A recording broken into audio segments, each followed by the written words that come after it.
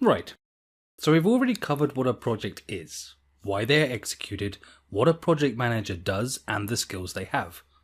Plus a little history lesson just for fun. Now, it's an appropriate time to go through some terminology. 5 terms, in fact. We have mentioned most of these already, but a little more detail never hurt anyone, unless we're talking about tattoos. And given that as of next lesson we're diving straight into the life cycle of a project, it'd be best to reacquaint ourselves with some of these. Okay, one term we haven't mentioned yet is the Project Management Office, PMO. This is the name of the department responsible for managing, coordinating and consulting project-related work. In the PMO, you will find project and program managers, project coordinators, analysts and more, all working to ensure the projects of the organization are properly managed. The types of PMO will vary in size and structure from company to company. Some don't even have a PMO. It's usually the organizations that are more dynamic and changing which require a PMO to govern project work. Companies that work predominantly with projects are structured in a way they can easily form teams to execute projects, while industrial companies rarely need to maintain a significant PMO unit.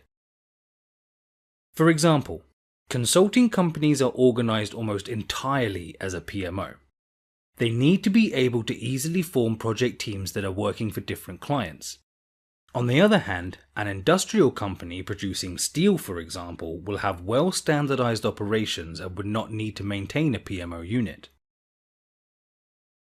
The role and importance of a PMO unit can also be diverse.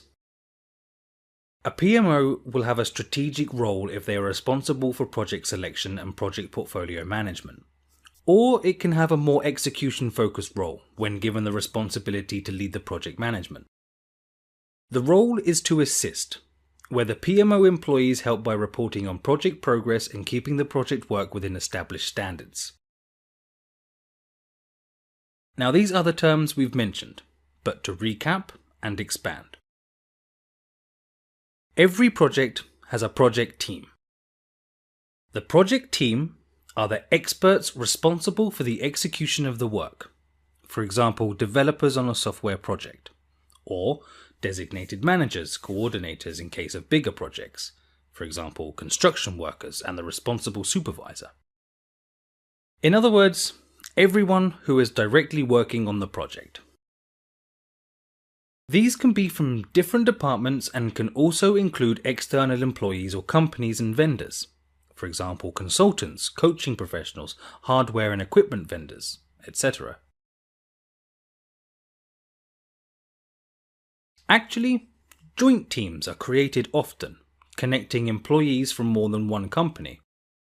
This is one way to ensure the project team has broader expertise and the capabilities to deliver a more complex project.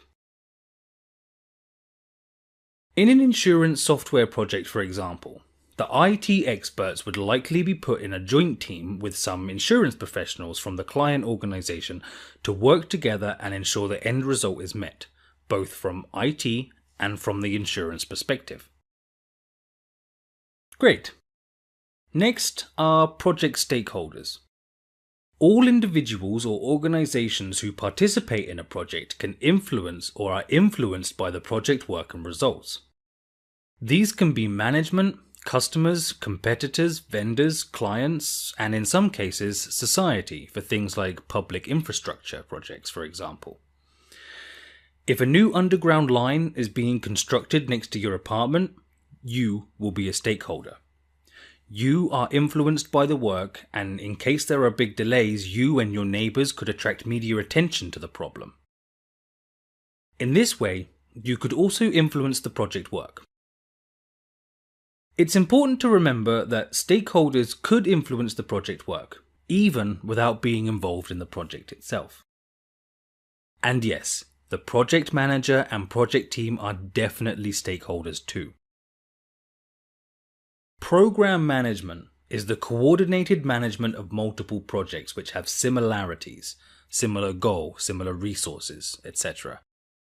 By managing them as a program, the organization gains advantages by realizing efficiencies and synergies.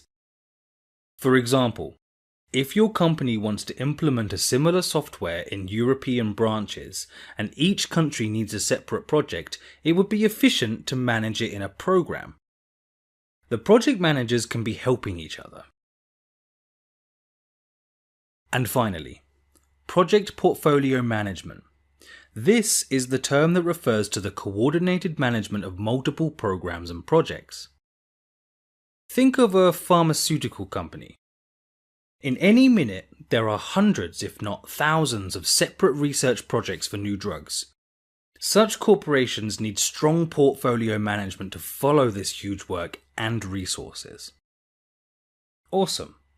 Thanks for watching.